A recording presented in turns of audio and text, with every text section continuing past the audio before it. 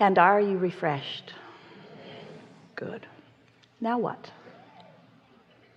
That was really weird that I got picked because everything inside me said that I didn't want to get up here. And then at the last second, I raised my hand and you picked me, which was really strange.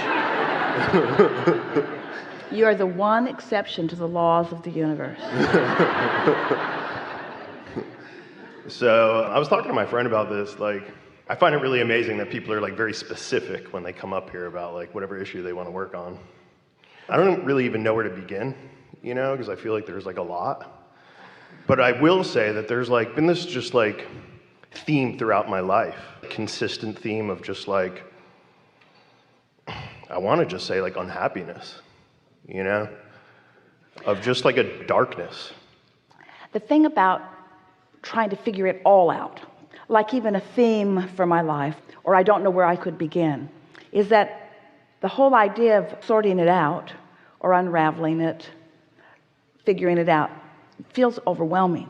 Mm-hmm. But we're going to give you something really easy and comfortable and important, and that is, we really like the theme of my life, because what you're saying is my habits of thought, my vibrational patterns. Mm-hmm.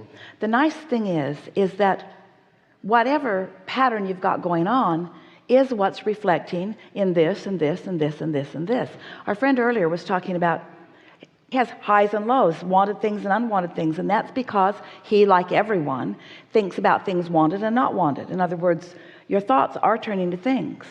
And so you don't have to remember every thought you ever thought, or even justify why you were thinking the thoughts you were thinking, or explain how you came to feel this way by explaining who your parents were, what life was like, or any of that. That is overwhelming. All you have to know is right here, right now, everything's responding to the vibration that you're offering, and you can do something about that if you want to. Mm-hmm. So the reason that we like to explain it to you the way we do, that you have an inner being who knows everything that you want and is standing as the larger part of you in utter happiness, is because we want you to know that that happiness is being projected to you, flowed to you, but that you've got to meet it.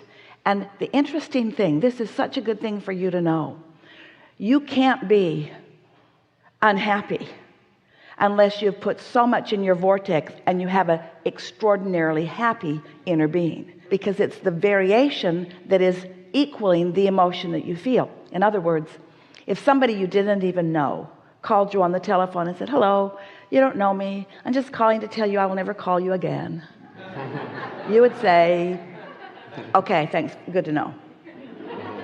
But if someone you really care about said, "You'll never see me or hear from me again," you would feel strong negative emotion. Mm-hmm. So what we're saying is your negative emotion is proportionate to your positive emotion. And so if you have what you are calling sort of steady year after year, decade after decade unhappiness, what that means is you've been living life and putting a lot in your vortex, and there's a lot going on in there, and it means that your inner being is projecting to you a strong good feeling signal that you are denying through your day-to-day experiences. And we don't care about what happened a long time ago. It's like what happened lately. Your life is not made up of these big events. It's made up of moment to moment events and your response to them. It's interesting because Esther was just thinking about this very thing as she was behind the curtain just now waiting for the chime. So she left, as you did, to go up to her sleeping room, and they've given her a route. They let her put some little arrows up to lead her through the back way because she really doesn't want to run into you. And the reason that she doesn't want to run into you is because she doesn't want to get out of her Abraham vibration. She doesn't have a conversation with you about what you've got going on or whatever. And so she's sort of hiding from you, not because she doesn't love you, but because she does love you. She just wants to give you the best receptive mode that she can give you. And so the hotel staff knows. They don't approach her, they don't talk to her. In other words, she just sort of slips through, and everyone kind of smiles, and she goes up to her bathroom and then comes back down. So just now when she went out, there was someone there, one of you, with a dog. It's all right. We're not after you. We just want to explain. So Esther's surprised to see someone. And then there's the whole dog thing. In other words, thank you for all not bringing your dog, is what Esther wants to say. Just because, can you imagine what that would be like? So she's sort of got that drum that she's been beating for a while.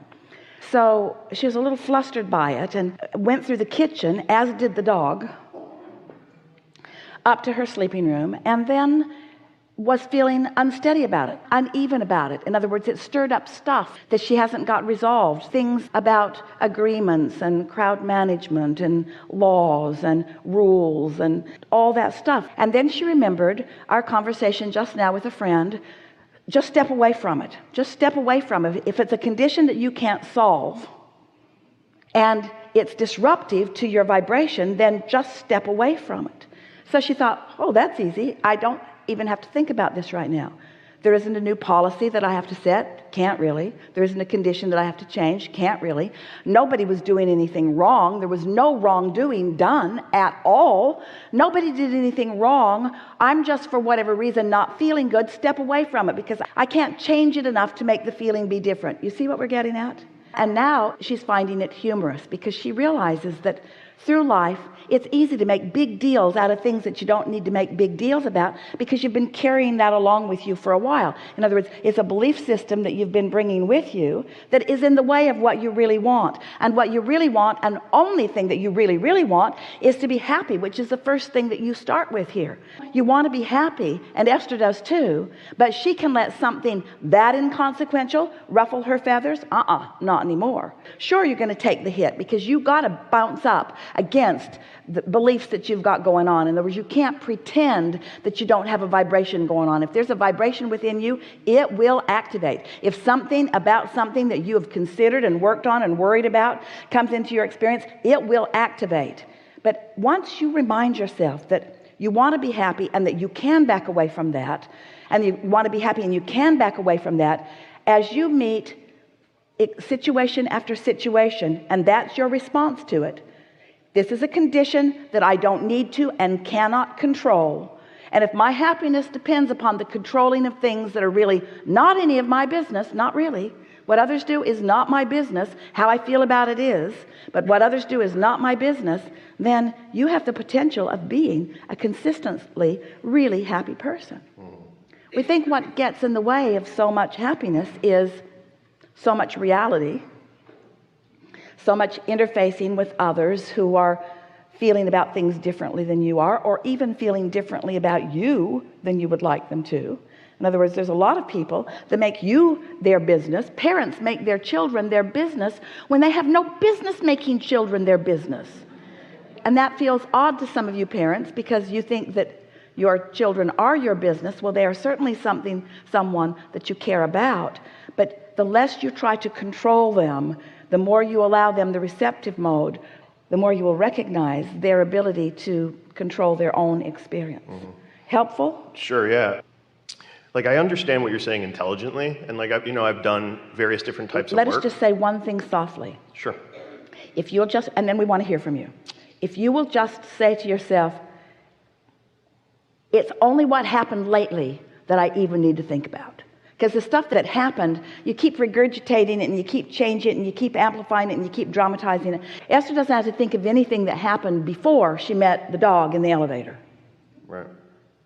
And not even that. Kind of staying in the present. Stay present, because it's going to keep coming. You're going to keep getting reflections of what your vibration is. And don't you want that? That's like having a navigational system that lets you know where you are in relationship to where you want to be. Don't you want that? And so a negative emotion isn't a bad thing. It's guidance. Just like positive emotion is guidance. We'll hear you. We just really want to help you know that it's just what happened lately. That's all you got to think about. Yeah, no, I mean, I totally understand. The most recent thing that happened to you is that we began with a very clear desire to offer value to everyone and scanned the room, and you light it up because you have a clear desire and you were more in the receptive mode than you usually are. You weren't all the way in the receptive mode, but you were so much more in the receptive mode than you usually are, and with your powerful desire, you light it up. That's the most recent thing that happened to you.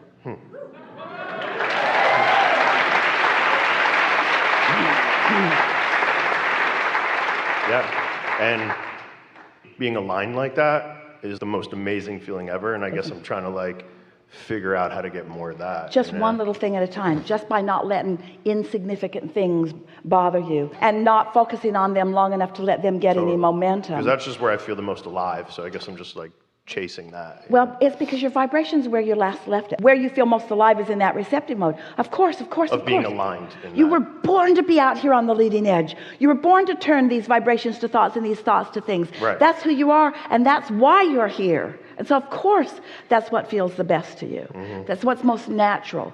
But it's also pretty humanly natural to observe stuff around you and to have responses to it. And that's the thing that we want you to not let overwhelm you. Just take your responses one at a time and talk the negative emotion down by stepping back from it as quickly as you can. Sure. Yeah. Enough? Yeah. Really good. Thank you. Really good.